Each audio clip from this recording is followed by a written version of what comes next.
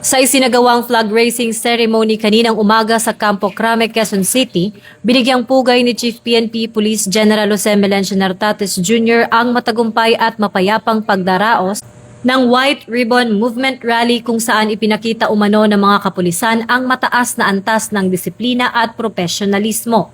Kinalala rin niya ang kooperasyon ng publiko sa pagpapanatili ng kaayusan sa naturang pagtitipon. Let me begin by commending all personnel deployed during yesterday's Trillion Peso March or the White Ribbon Movement.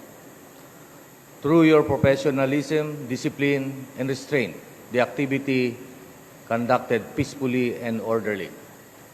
I also thank our Filipinos who cooperated with the PNP security measures and responsibility, exercised the right to peaceful assembly. Yesterday reminded us that democracy is strengthened when people can freely express their views while peace and public order are preserved. Inuulat din ang sunod-sunod na matagumpay na operasyon ng PNP laban sa iligal na droga, smuggling at kriminalidad, kabilang ang pagkakakumpiska ng milyong-milyong halaga ng smuggled cigarettes sa iba't ibang bahagi ng rehiyon at pagkakaaresto ng mga wanted persons. That same commitment to public service is reflected in our day-to-day law enforcement operations.